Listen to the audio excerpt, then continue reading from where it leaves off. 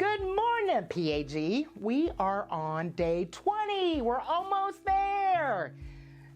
Verse 20 of chapter 12 of Romans. We are on the second to the last day of our current daily devotions. Romans 12 has had some very timely and challenging truths in it. Paul has had much to say about how we respond and react in certain situations. More specifically, he has challenged us with how we should respond and react to those who have hurt us or those who have been hurt. Paul wants us to see that true Christians have godly reactions. Continuing with what we learned yesterday in verse 19, Paul wants to show us how to deal with our enemies. Let's look at verse 20. To the contrary, if your enemy is hungry, feed them. If he is thirsty, give him something to drink. For by so doing, you will heap burning coals on his head. This is verse 20. So like verse 19, the truth in verse 20 has the potential to set us free if we trust it. Paul is saying that if we want to get even with our enemy, then we should love them. This is very hard. Feed them if they're hungry. Give them a drink if they're thirsty. Then they expect you to withhold goods from them. They won't know how to act when you extend love to them.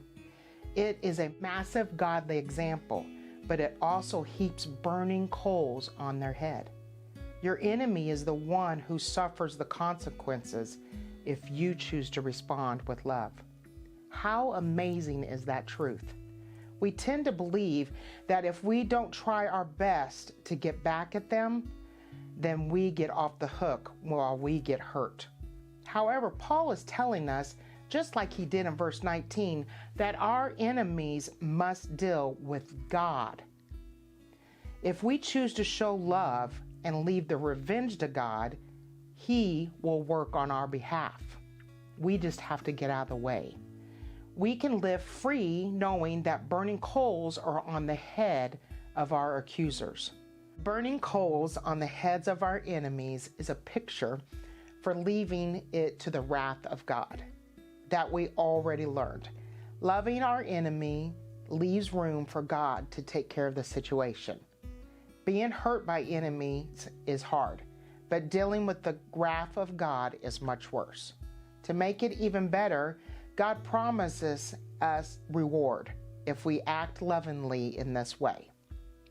Paul is quoting Proverbs 25 in verse 20 of Romans 12. However, he leaves out one piece in his quote. The end of verse 22 says, "And the Lord will reward you."